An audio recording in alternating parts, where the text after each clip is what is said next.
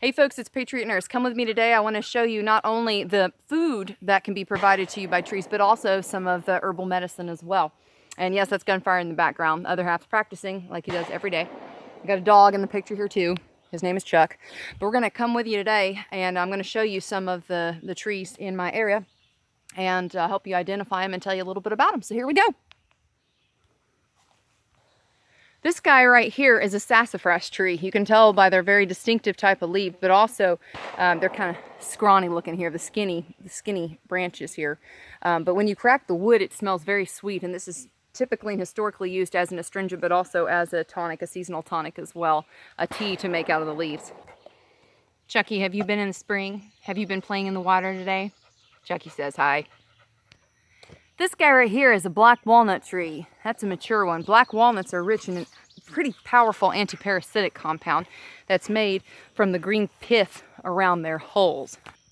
Just as a side note here, not necessarily a tree, but in this part of the country, wild grapes grow on the trees. The leaves are edible, of course, but they're also rich in vitamin C, and they are pretty packed with anti-inflammatory compounds.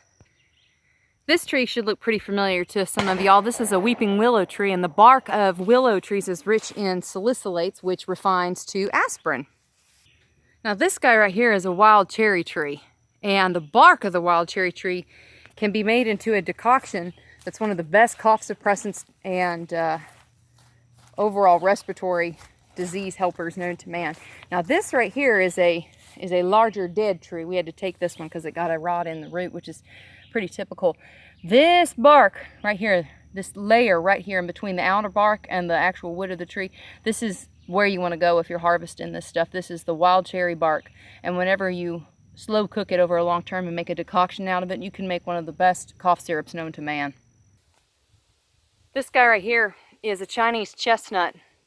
I actually have a friend who's an arborist who comes to see us every now and then, and he verified it for me that it is indeed a Chinese chestnut. Now here's the deal about chestnuts here. A lot of us have probably heard the Christmas song, you know, chestnuts roasting on an open fire. The problem is, probably not a lot of us have seen the American chestnut in a while, and there's a reason for this. And that is because in the late 1800s, 1900s, the chestnut blight, the American chestnut blight, pretty much destroyed the American variety of the chestnut tree. Now these chestnuts are Chinese, and they're actually pretty hardy. They drop these little sea urchin looking things right here that contain, ouch, pain. Here, let's put a barrier in between us and the little thing. Here we go. This is where they're contained. That's the inside of it. Ouch, gee whiz, man. The levels I go to make videos for you guys. Oh, the struggle's real. There we go. This is what the inside of them look like. The little chestnut trees. They drop their little seeds that contain the chestnuts. Now, the problem here, if you try and grow these, is that the worms get in here. The worms get inside here, and they create like this little tunnel into the chestnuts. So if you're going to raise your own chestnuts, you want to put a tarp down before they start to drop these things to be able to keep the chestnuts intact without the worms getting into them. The worms here actually, to my knowledge, they actually live in the ground around here, and they begin their life cycle every time the tree drops them. So you can just nip that one in the bud and put a tarp down.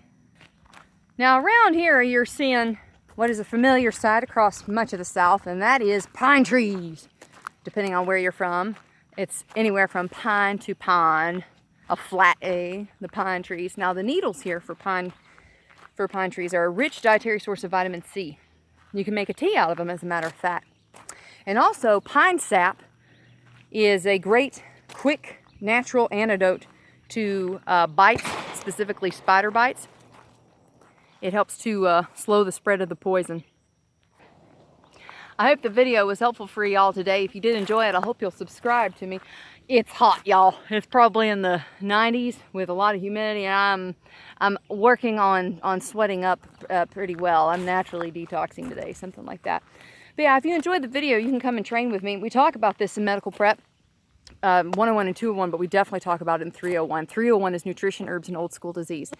And if you're looking to get trained on that, I am teaching, I think next month, all 4 days in Knoxville, Tennessee. So you can come on out for that.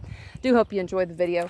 I hope you all had a great week, and I hope you Hope you were able to spend some good time with your family this weekend. I look forward to seeing y'all soon, and the next video will be coming out the end of this week.